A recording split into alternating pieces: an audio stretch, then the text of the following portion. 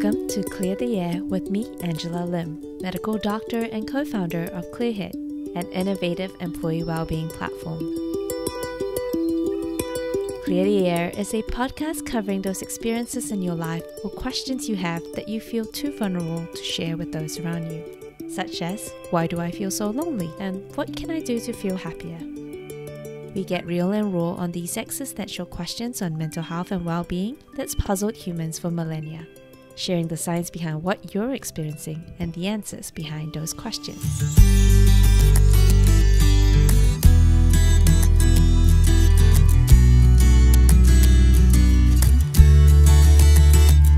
Relationships. We can't live with them and we can't live without them. I know I've had my fair share of relationship woes and failures and totally dating myself, but the movie that came out, He's Just Not That Into You, was a revelation for me and my friends at the time. I love watching this YouTube video by Esther Perel, who's actually a real expert in reframing relationships, even post affairs. And so what she have often said is that we have these very unrealistic expectations of our partners to be our best friend, our lover, our co-parent, our financial security, our identity, and wonder why it fails when put all this pressure on one person. Today's guest is none other than Stephen Dromgool. He is the clinical director of Relate, New Zealand's largest specialist relationship service.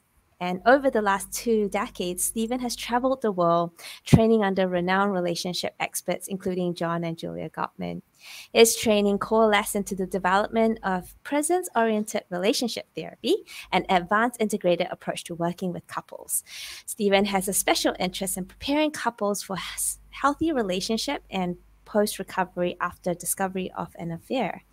And so it's with much excitement and probably my own personal therapy session to welcome Stephen. Welcome, Stephen. Hi, Angela. Thanks for having me.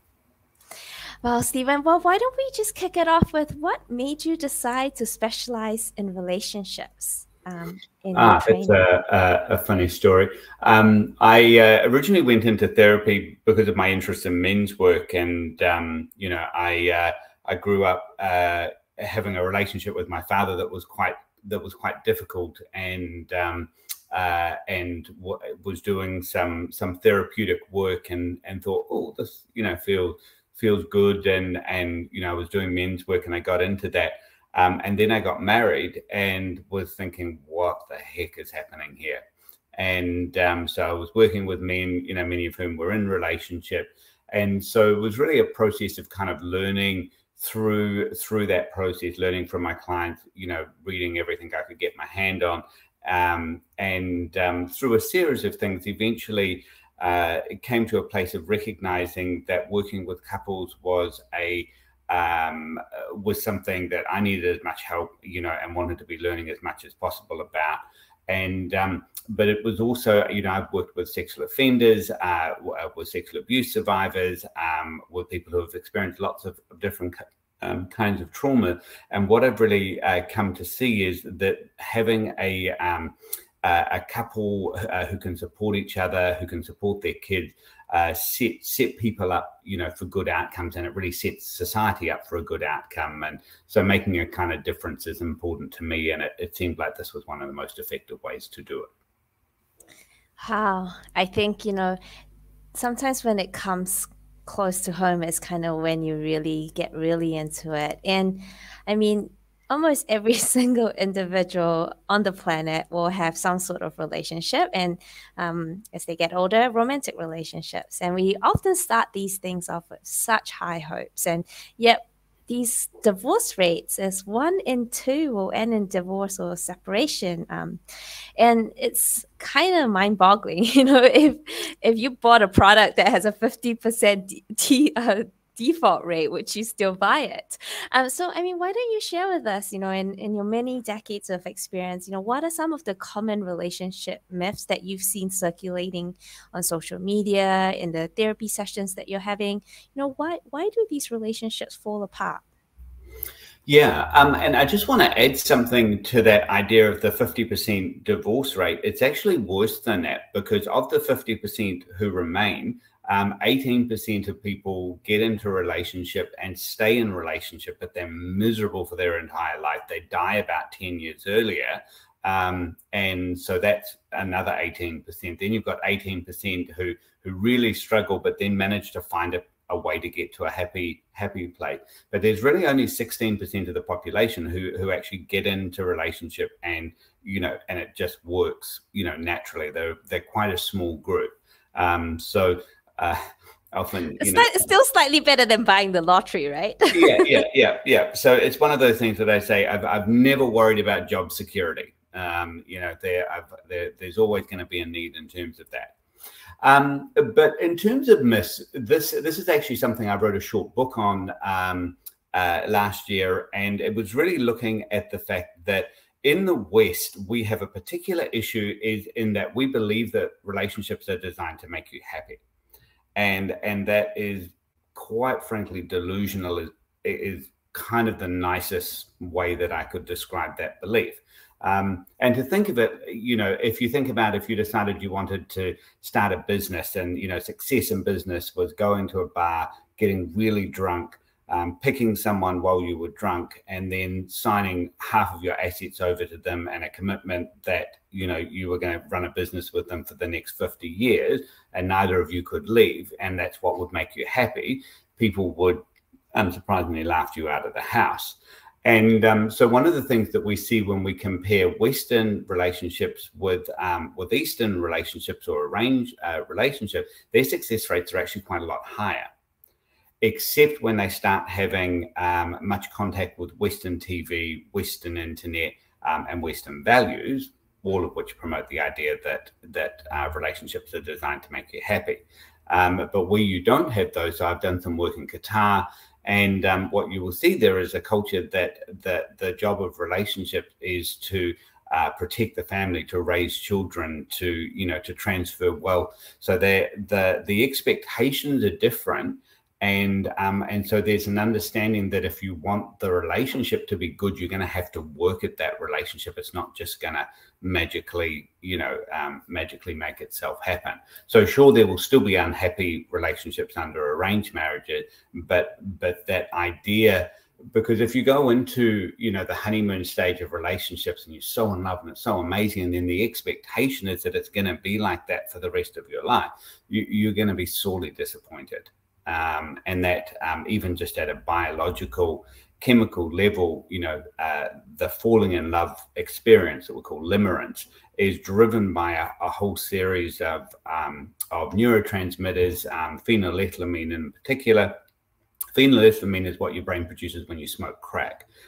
So it's highly addictive, highly habit forming. It also lowers serotonin, so it tends to make you a little obsessive. Which is why, you can't think about anything else. You just want to be with the person. If they're apart, you're really miserable. People often forget that in the honeymoon period, that, you separate a honeymooner from their partner, then they're miserable, distracted, irritable, cranky. And then like any good junkie, they get back together with their partner and it feels fantastic. But that limerence period is really designed to kind of get you into a connection to kind of create the bond, to make things work.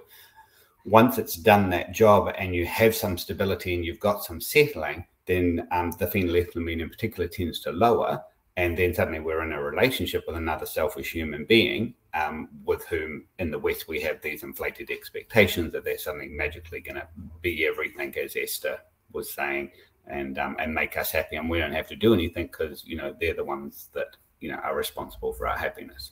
Yeah, I think people often forget that, marriage actually started way back in terms of way back in 2350 BC, but the history of romance is actually only in the 20th century. So it's actually very new, this whole thing about romantic love and love being the reason for our source of happiness. But what I'm really hearing from you is that if you go into these relationships expecting that you found your person and you don't have to do any work and all the brain chemicals will make it all perfect, and that's kind of when people have been set up to fail. And so maybe, it'd be great to kind of hear a little bit from you around, what is normal? Is it normal to fall out of love? What is a normal transition? Should I still feel like there's this exciting, giddy experience of being in the honeymoon phase?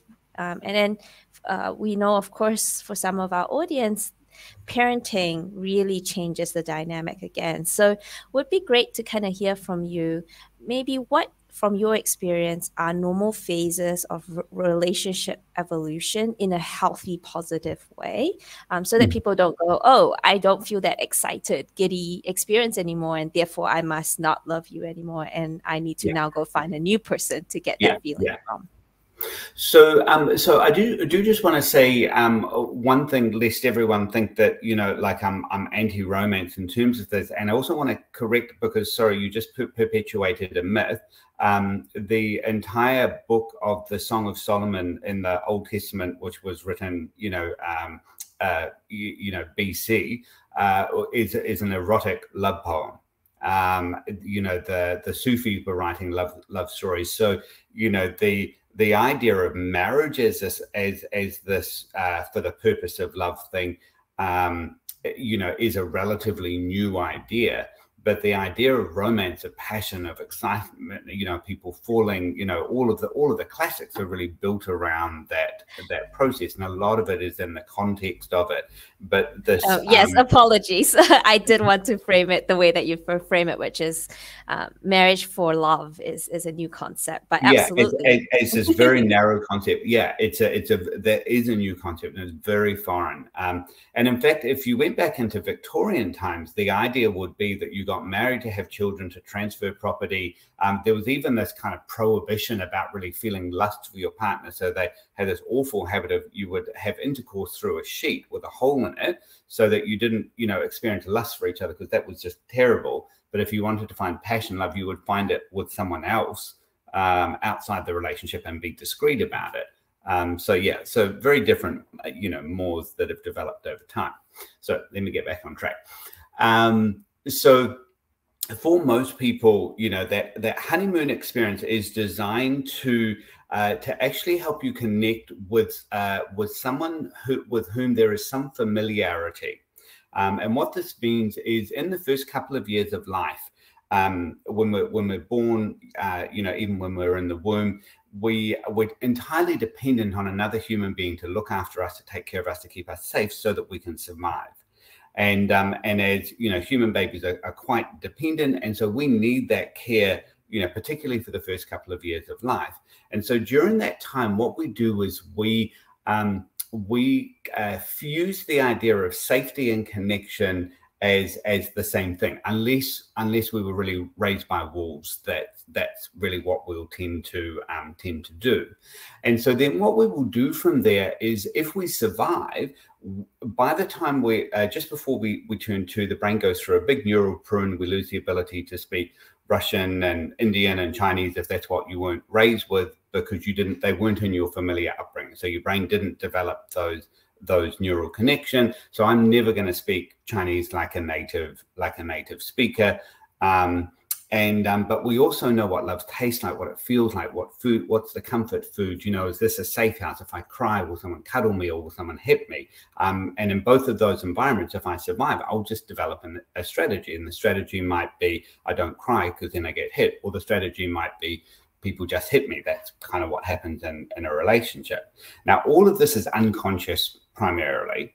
And so what happens is that blueprint for safety is what we are continually looking for through life. So when I was sick as a child growing up, we would have ginger ale was what our mum would get us as our the thing to make us feel better. And I remember when I was 21 going to my mum and saying, hey, I'm feeling sick. Can you get me some ginger ale? And my mum went, oh, do we still need that placebo? And I was horrified. I was like, but I thought ginger ale was magical. And there's still a part of me that feels like ginger ale is magical when I'm sick. So in the same way, what we're doing is we have this idea of, this is what familiar looks like. This is what home feels like. And when we go through adolescence, the hormone wash that happens there takes that safety, that connection drive, eroticizes it, and for most of us turns it outward. So we are now looking out in the world for people who will meet that familiar or safety pattern. And it's pretty spooky how well this pattern works. So the kid who was raised in an alcoholic environment can walk into a bar full of drunks and pick the alcoholic out. You know, so there's that process that we do. And then when we meet someone with whom there's that kind of affinity, there's something in us to go, oh, you know, it's like, you're the one. And so that sparks the limerence process. Now, so that's when we have the chemistry. A lot of people are worried about chemistry, but you don't really need to worry about chemistry. Chemistry is just a marker that this person is similar to you in some way, which is why if you separate and go and find someone else, you're generally going to go and find someone else who's fairly similar, even though you'll swear, you know, blind during the honeymoon phase that they're completely different from your previous partner. And so then what happens is we fall in love with this person, we get through the honeymoon period, we get bonded, we're in a relationship, the drugs wear off, and then we suddenly realize, like, oh my God, this person is familiar in that they know stuff about us, but their adaptation style is quite different.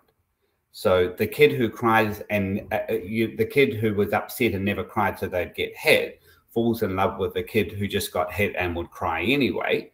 They get into a relationship, something goes wrong, the crying kid complains, makes a fuss, and the other person says, harden up and rub some dirt on it. And then that couple is going to be in conflict. And that's what we call the power struggle, where you suddenly find you're in relationship with this kind of weird person who functions really different from you. And the power struggle is where you try and make your partner function like you, which is like doomed to failure.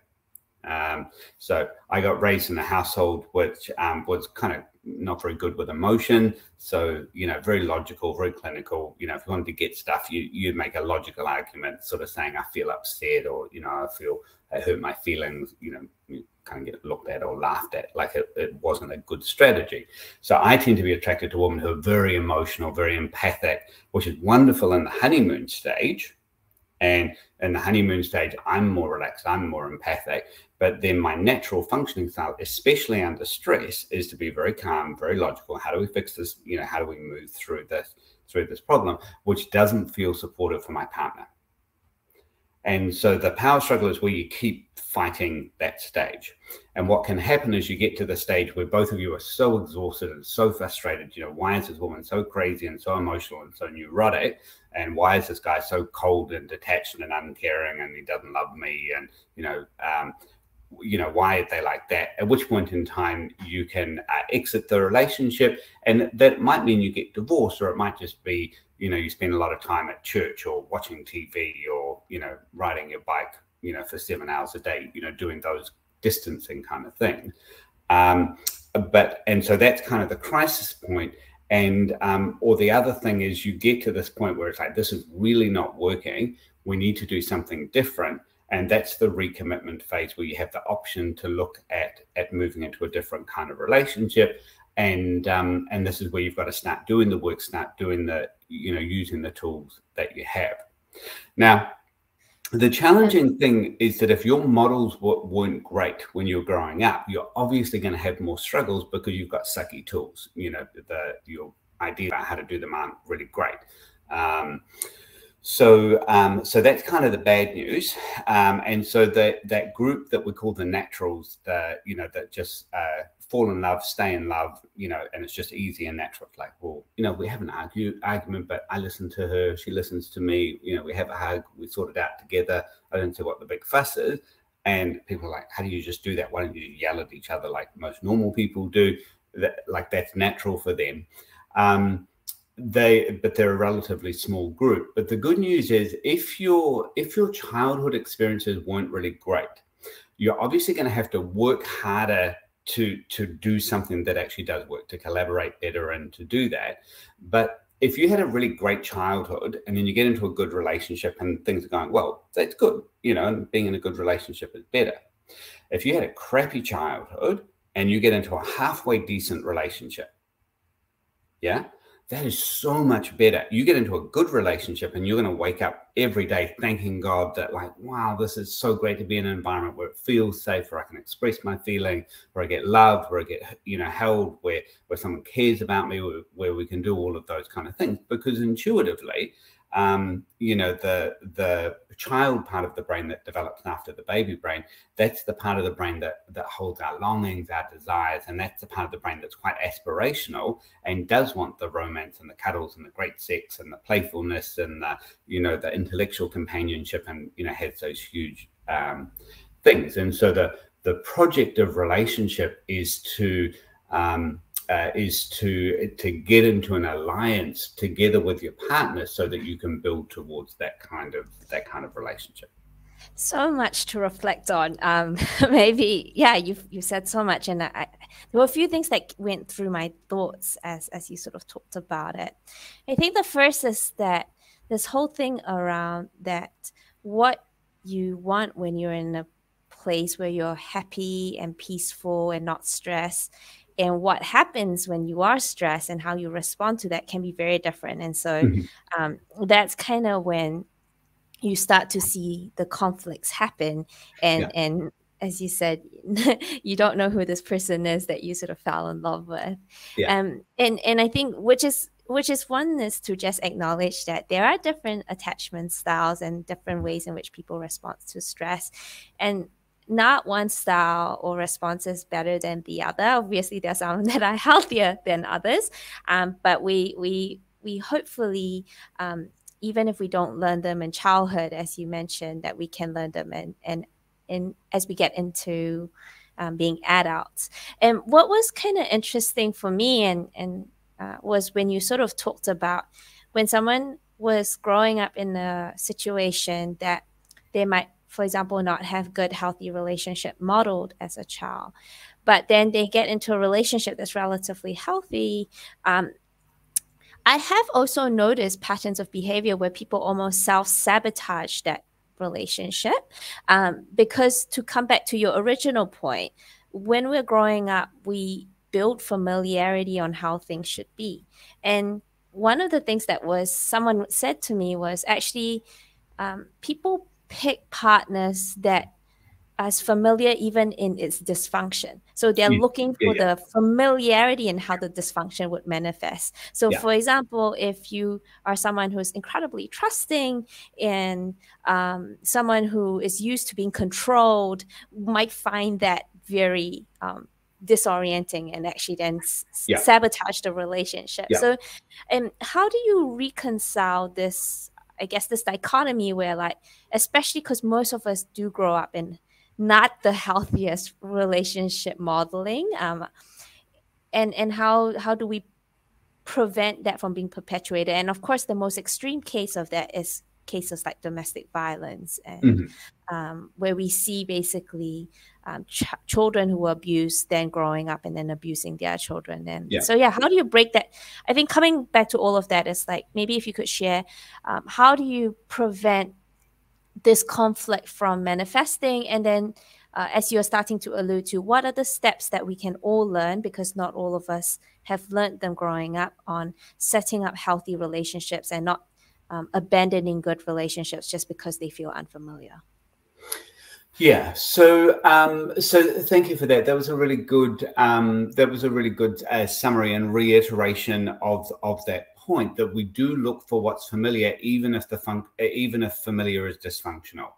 And so it's kind of like what we do is we get this opportunity for a do-over, but we're really looking at the difference between our programmed response and developing a new response. And this is where the alliance is really critical, because, you know, like, for instance, so I'm an avoider. That tends to be a simpler way for people to think about the attachment styles, that, you know, you have avoiders and pursuers. Some people, all different relationship therapies may call them different names, but they're all basically, you know, minimizer, maximizer, anchor, wave. But, you know, your avoider pursuer thing. And so your avoider's main fear is about being criticized. So, and about 80% of avoiders are men. Okay. And so in a conflict, you know, something goes wrong, my partner's upset with me. My first thought is to kind of protect myself. How do I withdraw, you know, show that it wasn't my fault? I'm much more likely to start pulling out the defensiveness, which is one of John Gottman's, relationship divorce predictors. And then you have pursuers, and pursuers' main fear is about being abandoned. Okay. And so something goes wrong in the relationship, they're going to come over and say, hey, you know, this happened, we need to sort this out. But they're much more likely to be negativistic about the way they do it, to do it in a complaining way, which as an avoider, we're oversensitive to criticism. So we're going to hear it as, you know, in part says, hey, why don't you put the rubbish out? The pursuer, you know, maybe trying to communicate, hey, I want to feel supported by you. I want to feel like we're in this together. I want to know that you care about me and our house and, you know, all of those kind of things. And what I'm hearing is, you know, you're a useless partner. You can't do anything right. You're basically a failure. And so then I'm going to respond to the message I heard, not the message my partner was trying to send. So I'm like, oh, well, you know, I was really busy, you know, a lot of, you know, important things to do, which my partner is going to hear as, I don't give a crap about what you want. I'm more important and you should basically just shut up. At which point in time she's going to feel abandoned and she's going to respond to the message she heard, and then she's going to escalate. So that's really hard. And so what you're going to find is as you start getting out of the honeymoon, in the honeymoon stage, what you'll see people doing atypical behaviors because they're high. They'll be like, oh, sweetie, I'm so sorry. I'll do that right now. Yeah. Which is actually the good way to fix that. Yeah. Yes. But once we're in the power struggle, then it's like, oh, you know, it's always bossing me. I never get to do what I want to do. And so then having the reactivity, you know, he never listened to me, doesn't care about me. So that's kind of the challenge. And it's real easy to get caught into that fight pattern because it's old, it's fast, you know, it's kind of automatic. And so what you want to do, though, is when you get into a fight, it's going to start feeling bad. And it's going to feel bad because it's escalating, or it's going to feel bad because you're distancing, you're moving further apart from each other. Okay. And so couples often come and say, look, you just want to stop fighting. And I say, well, that's nice, but you're probably not going to just stop fighting. What you can do is lower the escalation and reduce the distance. So couples will come in and say, oh, you know, we had this big fight, you know, what are we going to do? And I'm like, fix it.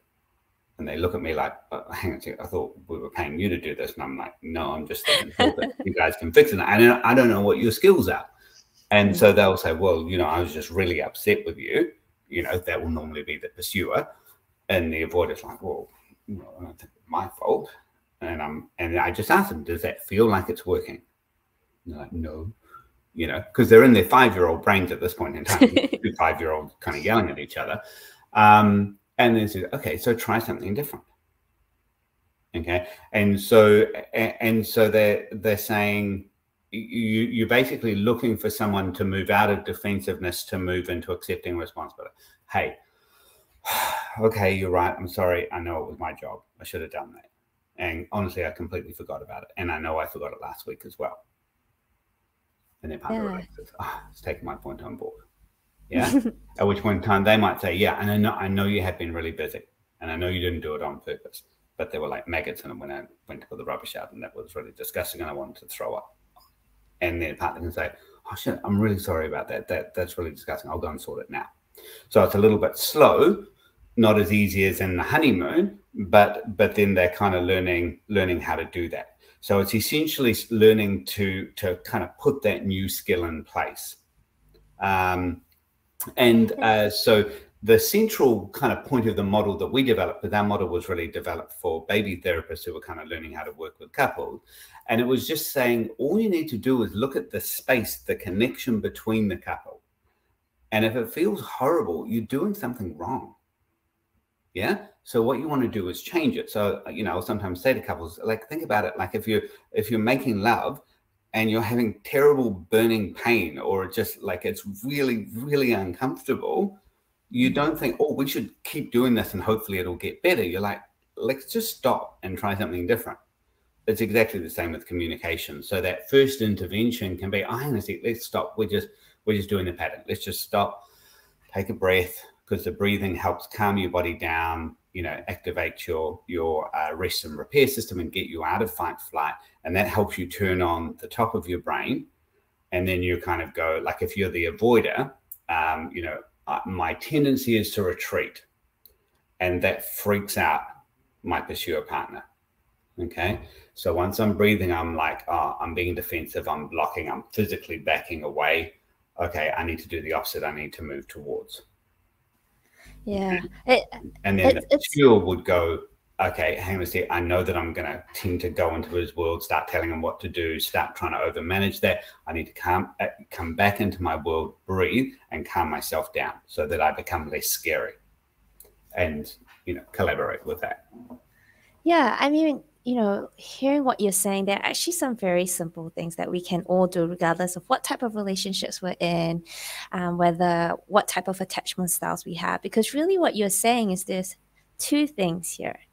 One is that there's the miscommunication piece, which is what you said and what you mean might not be perceived the same way that you intend. And so it's very important, I think, before people lash out and just kind of, like you said, escalate the argument or the fight. It's just kind of just to maybe even paraphrase back. Oh, I heard you said this. Is that what you meant? Because that makes me feel this way. And then usually the person's like, absolutely not. That was not what I meant. This is what I meant. And so you've moved from just being combative to actually a dialogue by checking in with each other to acknowledging that often miscommunication is very easy to happen. And also the other thing about that's really great about paraphrasing, and one of the models that I was trained in, all of the dialogue, you repeat back word for word what the other person said. So I don't use that all the time, but it can be really helpful to see that, hang on a sec, what you said and what your partner heard, completely different things. And the other thing that's really great about that paraphrase is that if you're listening close enough to paraphrase, you're not talking at the same time, because in order to have a fight, what you need to do is have dual monologue. So two people are talking, no one's listening. Now, someone might just be talking in their head, like I'm an avoider. My partner might be going, whoa, whoa, whoa. And in my head, I'm like, oh, there she goes again. That's so typical. I don't know why I have to put up with this stuff. I'm not listening to a word she's saying. And then when I respond, she's sitting there, oh, typical, never takes responsibility. And so you've got two people who are essentially, different islands, shouting into the wind, and there's no connection, there's no communication. But that paraphrase can be like, oh, so actually I heard you say da-da-da. Did I get that? And it's like, oh, mostly, but it was more this, But sometimes the paraphrase could be, so I heard you say, I'm a terrible partner and you want to break up with me. And I was like, no, I just wanted you to put out the rubbish bin. It's been 2 weeks in a row. Exactly. And I want you to put the rubbish bin out because I want to be in a partnership with you and I want to feel happy with you and I want us to have more sex. Like, that's a really good way to send a message so that it's more likely to get heard. Absolutely. And I think and just also kind of to reiterate, like, obviously a lot of the conversation today will be about romantic relationship, but this can be true in any type of relationship. So if you're a manager and you're trying to, get the best out of your employees, having a skill around active listening, especially if any of your employees are struggling, is just being able to kind of build that skill set where you're not listening to respond. There's a lot of times when we're in communication where people are just waiting to respond and feel smart with their response rather than actually listening. And there are tools on Clearhead, for example, where you can practice that skill. And the other thing, just to kind of come back to your earlier point, which is that you talked about the importance of de-escalating by just taking a moment to stop and breathe. And I think this is incredibly more pertinent for that pursuer type of attachment style, where it could be to ease your anxiety. You want to hash it all out right now. And while that other person is on like flight mode, I want to get out of here. And so just saying that, hey, okay, we're not listening to each other.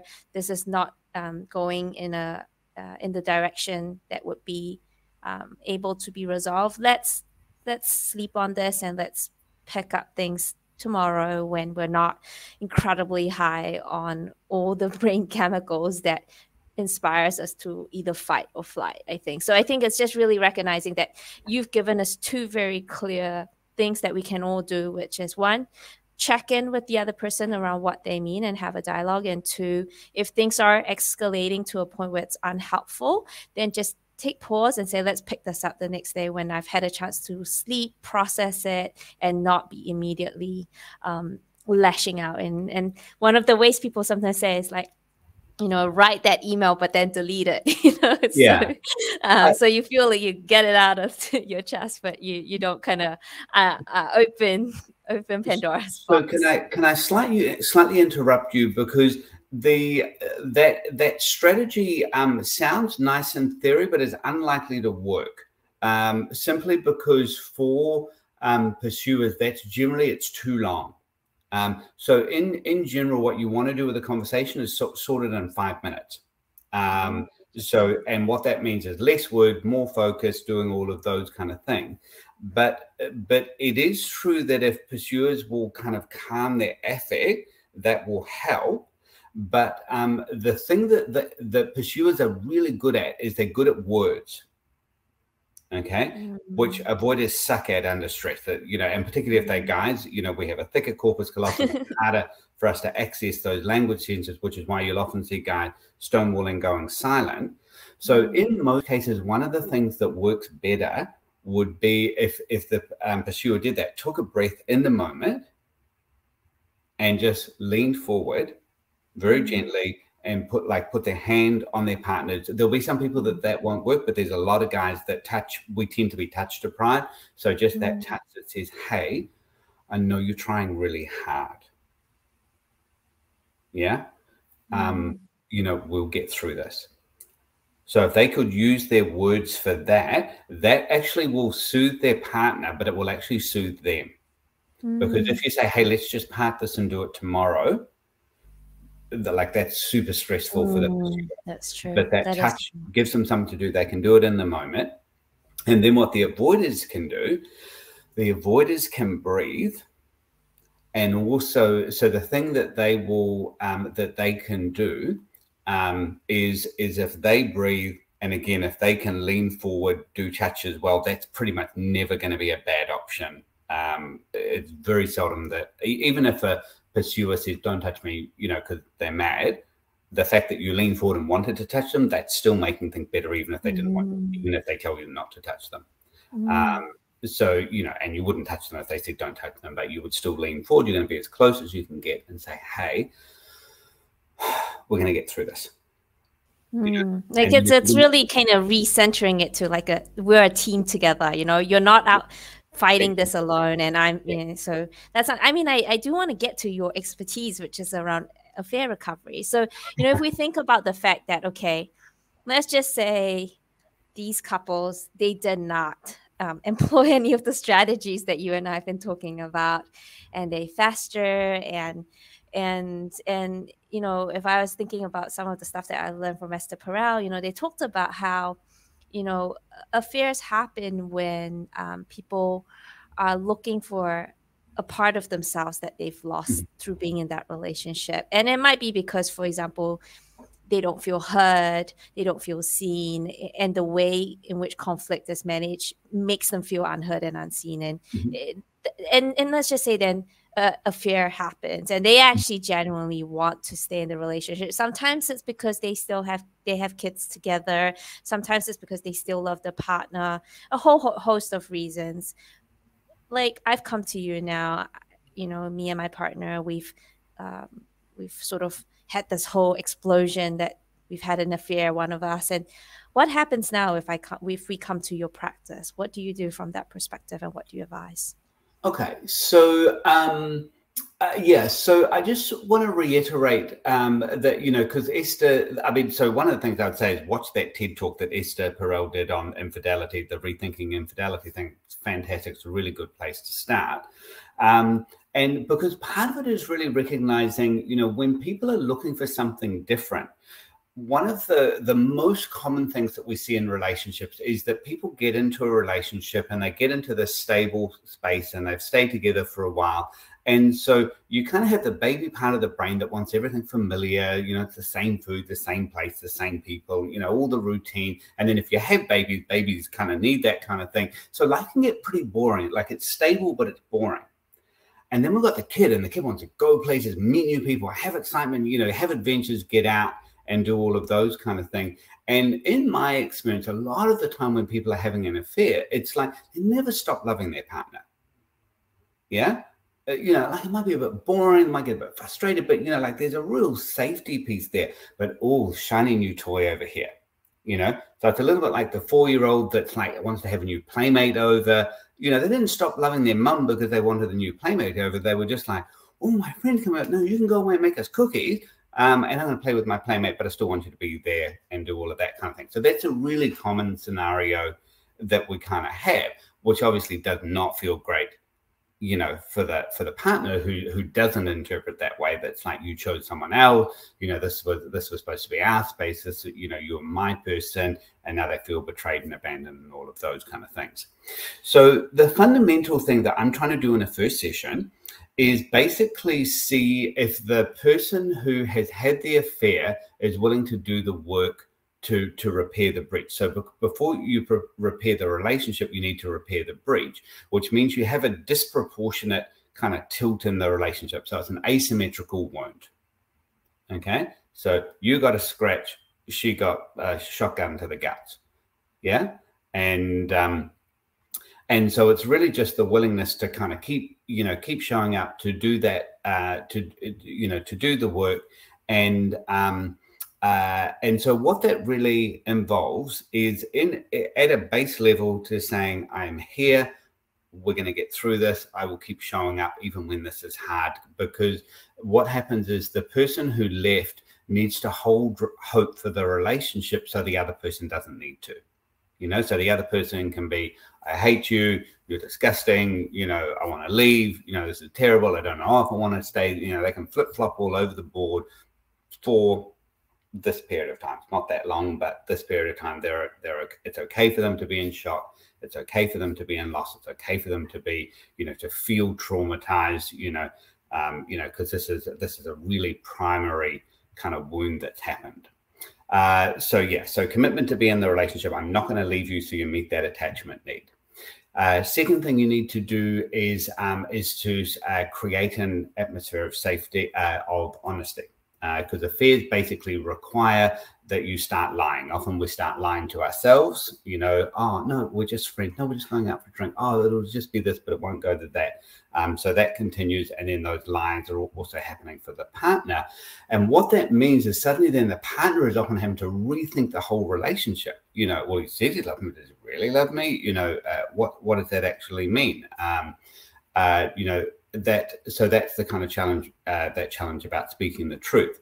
Now, one of the things that we really commonly see that I'd really like people to know about is that if that happens, often the impulse from the person who's been betrayed is to ask questions, you know, just like this full-on interrogation session. What about this? And what did you do that? And all of that.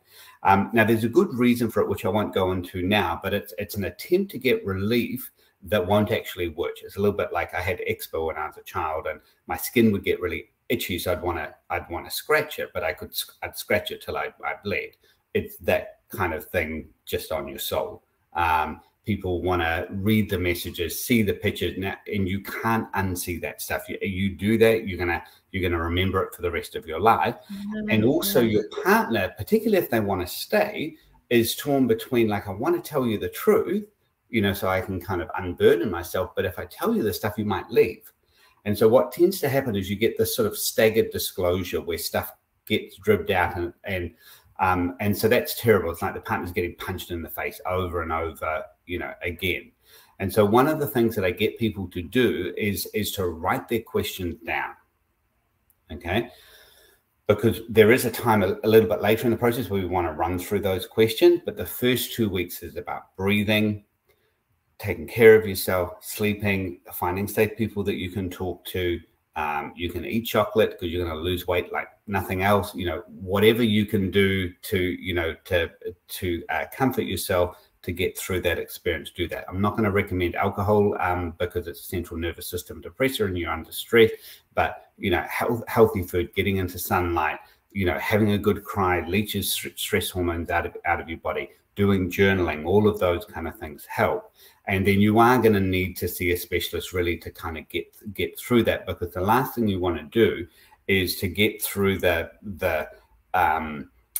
3 months or so, you know, and stuff will gradually taper down because it's too exhausting to continue that for long, and then it kind of gets swept under the carpet, and then it'll just keep surging as this, this question, throughout the relationship, but it's kind of like breaking a bone, and then it doesn't get set right.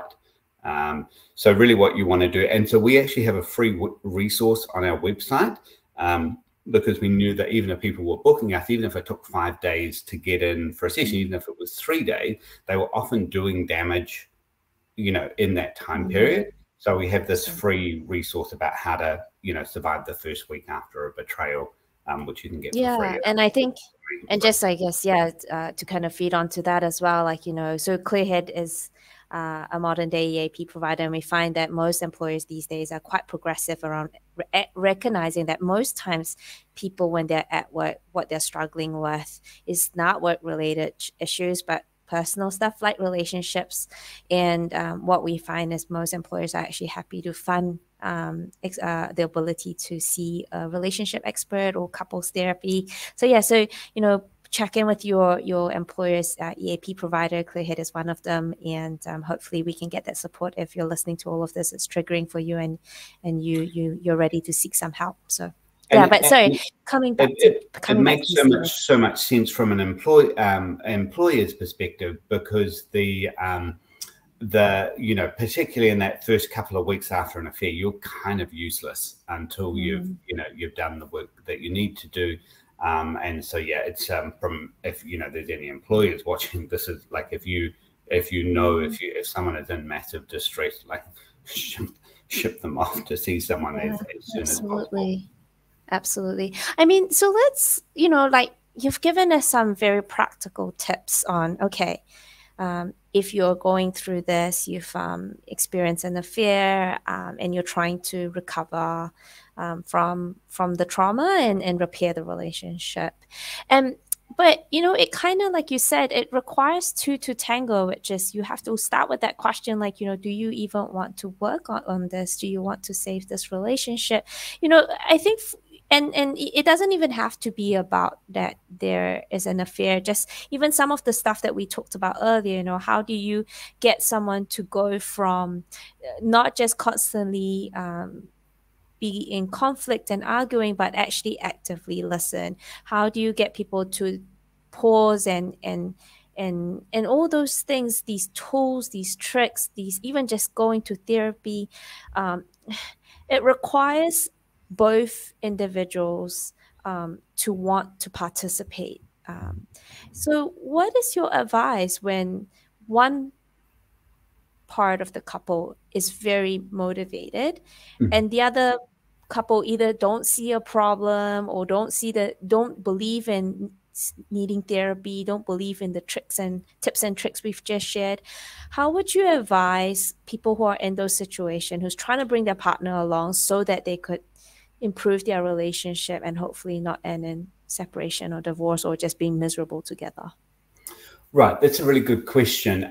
So I'm going to gender specify this, because the vast majority of the time, the person who is reluctant to come to therapy is the guy, and that's mostly because guys are avoided. You do occasionally get a woman, where it's a guy who really wants to come to therapy, and they're the ones that are married to the woman who doesn't want to come to therapy. And we're not talking in the aftermath of an affair or something. But in this case, you can just switch the advice over, but we'll work off the assumption that it's a guy. So one of the things that's really critical to understand is, if you think about like a 13-year-old boy, his parents divorce, he goes to school, he cries his eyes out, what happens to him? He gets beaten up, bullied. So he gets bullied, he gets teased, he might get his head shoved down the toilet, like bad things happen to him as a result of that. 13-year-old girl, parents divorce, goes to school, cries her eyes out, what happens to her? She probably gets supported and I think. Yeah. Now, any difference in needs between the two kids? Absolutely not. Yeah. So what you're just recognizing, and this is a pretty, universal, cross-cultural kind of thing, that most men are raised with what we would recognize, as adults, as a form of psychological abuse, as a normal part of their socialization. Okay. So for your average woman, when she's like, I'm having a problem in a relationship, I'm going to talk to my friend, I'm going to talk to my mum, I'm going to talk to, you know, every Tom, Dick and Harry, and definitely I want to go and talk to an expert because he sounded so nice on the radio. I want to go and talk to him, and this is going to be really great. And the guy is like, are you insane? Like, you know, the last time I confided that I was worried about, you know, that my genitals weren't large enough, you know, they still call me short dick Tom 20 years later. Why would I want to go and talk to someone and think that this was going to be a really good idea? Yeah. So one of the things I often do with guys when they come in is just say, wow, you must really love this woman to have come in for therapy. I think guys are often not. Yeah. So I work with an assumption that it's pretty normal for your average Kiwi guy to not feel super excited about coming into therapy. And so holding that into mind, this is the approach that I recommend people do. What they would basically do is they go to their partner and say, hey, babe, I think our relationship could be better. I think we could have more sex, more fun, more play, just like we used to.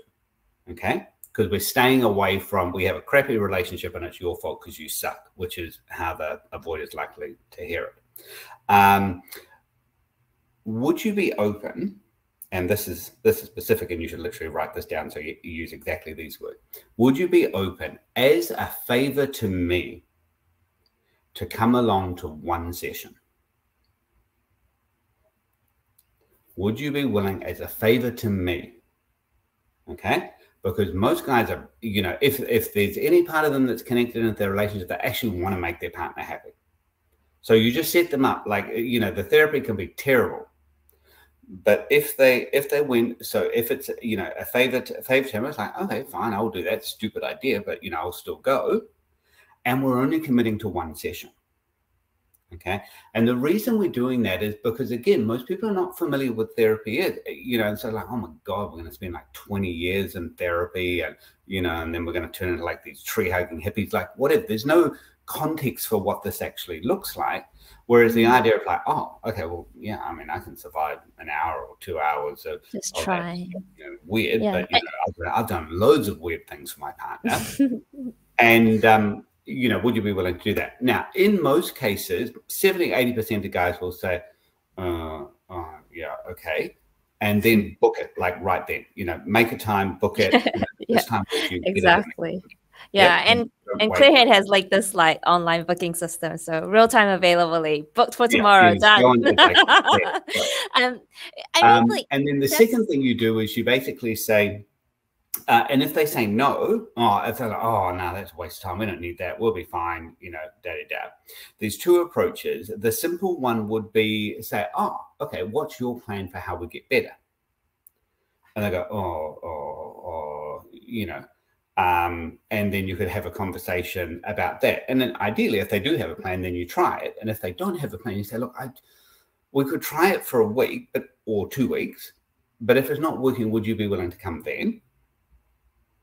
And often they'll be, oh, fine, you know, we'll go and do it anyway. Or, and then the other thing is if they're like, you know, flat out, you know, I hate therapists, they're the worst people in the world, you know, they're just trying to take your money, and the nice thing with an EAP is the company's paying for it. So it's like, you know, hey, it doesn't even cost us for the first session. Then what you can say is, look, yeah, it makes sense that you feel like that, and it makes sense it's probably a really weird thing. I'm going to go, but I'd really love it if you would come. Book the appointment for yourself. Let your partner know when it is. Mention it when it is. Mention it the day before. And with that, you know, like we get 95% of people, you know, into a session. That's a really good shot. And also just to kind of sort of round that back to what we've shared, like we've shared multiple different tips and tricks on how to improve your relationship, reduce conflict, and reduce basically misunderstanding and miscommunication. And so it doesn't have to be therapy. It could be just the stuff that we suggested before, which is just, you know, learning to paraphrase, learning to active listen, learning to kind of apply, you know, like, for example, touch as an aspect of showing love and trust and that we're together. So you can use that same 2 questions that Stephen sort of brought up, which is, would you be willing to do X as a favor to me? And if they say no, what's your plan then to get things better, and try their thing? And then if it's not working, they would be, you've done them the social favor, so they're technically obliged to come back to you, but I'm very conscious of how much we've been able to discuss. I have one final question for you, Stephen. So one of the things that I've heard, especially as people go through these relationships, is they love their partner. There is no affair. There is no big drama or conflict. It's just there is a bit of a wrestling on what we've discussed before. One is around how being a parent can shift the romantic dynamics. And the other is, there are some people who actually love their partner, but there's also a part of them that's wondering, like, well, what is it like to be single again? Caveat here, grass always greener on the other side. I can tell you that. But yeah, so how do you help people who are in that place where they feel like there's nothing wrong with the relationship, but it's just changed now, and so there's a part of them that wish they might be single again, or wish that they didn't have kids, and sort of finding it hard to stay in that commitment. That's a final question for you. So what I would basically say in that, and I just want to weave into one of the resources that we created for the New Zealand Defence Force was a video series called 5 Secrets of Relationship Champions. And relationship champion are that group of people who didn't have the great relationships, but they figured out how to make it good. And that could be a really good resource. Now, if you are planning to be parent, that would definitely be a resource that I'd be recommending, because when you introduce a child into the relationship, it is almost like having another love affair, because you've now got a third in the relationship, and it's really easy for couples to let go of, their boat, their bubble, their special kind of connection of two, and then all the attention gets focused on the baby, plus all the physical work that entails, which is pretty challenging. And so then what happens is, if you think about the relationship bank account, it just gets drained with all the stresses. And really what you need by the time you're having kids is to be really good at topping that up. So more stuff comes into the bank account than goes out. And so often when people are feeling a little bit flat in the relationship, it's really a symptom that the relationship bank account is getting low. So it's not catastrophically low at that moment, but it's just a bit boring. It's often a sign that the bank account is low. And so what this is about is typically it means the baby brain stuff is working. So, we're safe, we put each other to bed, we're connected, we know that the person's going to be there, there's good reliability, all of that stuff is happening. But where's the fun? When's the last time we went out for a concert? When did we do enjoyable kind of things? And so finding ways to kind of have fun and adventure is a really good thing. But it can even be more subtle, because one of the things that when we teach people how to communicate at a deep level, what we discover is that our partner is really weird. Okay, so we fall in love with people who are kind of familiar, but also pretty strange. And so if we're able to have deep communication, hey, what are you doing? What's going on in your world? And we give them really good attention, what we're going to notice is they're just quirky. They're strange. They've got, things that they're really passionate about, which are totally weird. And so long as we don't assume that we have to be the same, we can just enjoy them in that way.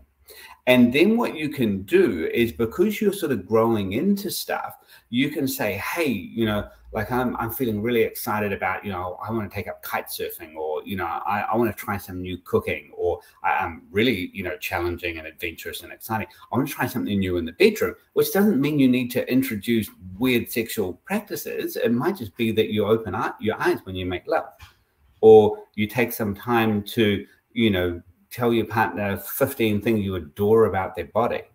And if you haven't done that for a long time, that's going to feel pretty scary, pretty exciting. It will produce the same adrenaline effect as jumping off the Harbour Bridge with a bungee jump.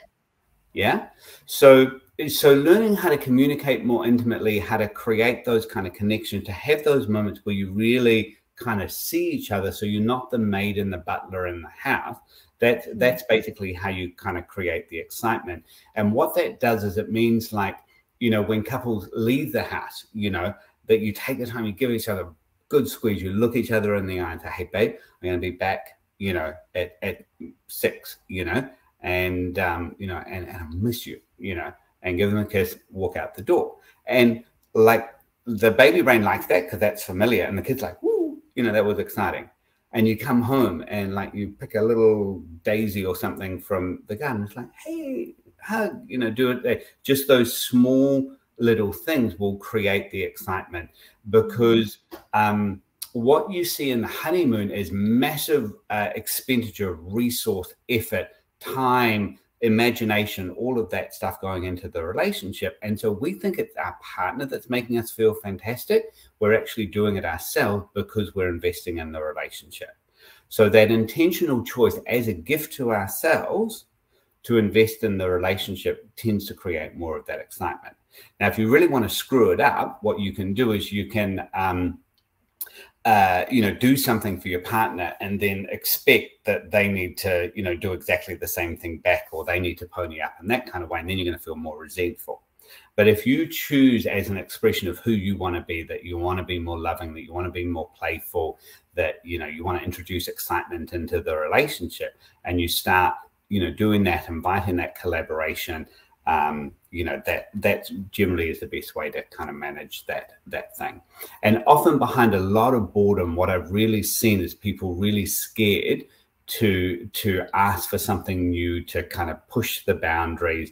You know, like it's the guy that says, oh, I'd really love it if we could like dress up, you know, when we have sex. And they're so scared, you know, their partner is going to look at them and say, you pervert, you know, you dement, and like it's really risky. But if you can have a relationship where you're like, oh, you know, I'd really like to try this, and that's okay, then you've got a best friend, you have adventure, you have play, and you also have the safety, which is what we want. Which is what you said, right? Would you be willing to, as a favor for me, do X, right? And I think what you're really saying is like, look, relationships are hard because they hold two dichotomy at the same time: safety and familiarity, and excitement and novelty. And when you find and create an environment where you use the tips and tricks that Stephen has generously shared with all of us today, then you will create the right balance. And it's not perfect. The grass is still always going to seem greener on the other side, but we know from a lot of studies that people who are in healthy relationships do live longer and have healthier lives, and social support is one of the key predictors of that. So we like to end our session with one simple question: what is your well-being practice that you do regularly, Stephen? I think one of the primary ones that I do is an appreciation dialogue. And so I use it in multiple cases, and it's a pretty simple thing. And so I basically do this at the end of each day with my partner. So we're kind of cuddling in bed, and I'll say, hey, can I tell you something I appreciate about you? And like, yeah. And it can be anything. It can be like, hey, I really liked it when you know, made dinner and you used that, you know, that extra spice. It was really tasty. And then I say, and what I liked about it is like I could feel my body tingling, or, you know, it was just like, it was exciting. It gave me a bit of a kick. And then this is the bit that makes it really juicy. You kind of say, and what it tells me about you is that you're a freaking amazing cook, and, you know, or that you take care of me, or that, you know, that you're just creative and amazing. And when I think about that, I feel really lucky. And so, and then, you know, my partner will do one back to me. But, you know, creating that space of appreciation as the last thing I do at the end of the day, it kind of sets you up to sleep well. You're in that, you know, the bubble is safe, the connection is safe, and that's ultimately where we want to end up. Yeah, and when you have that peace of mind, you will be able to sleep well as well. So thank you, Stephen. We've had a whirlwind of a chat today. Thank you for your time. Thank you for those who are listening. And we hope you have healthy relationships moving forward. And if you are struggling, there is help available. That's it for today's episode. If you want to learn more about how Clearhead can support your workplace, or you have a burning mental health question that you'd like us to explore in the podcast, check us out at myclearhead.com and drop us a message. Love our content? Share it with a friend, or leave us a comment on LinkedIn, Instagram, or Facebook. Thank you so much again for listening, and catch you on the next one.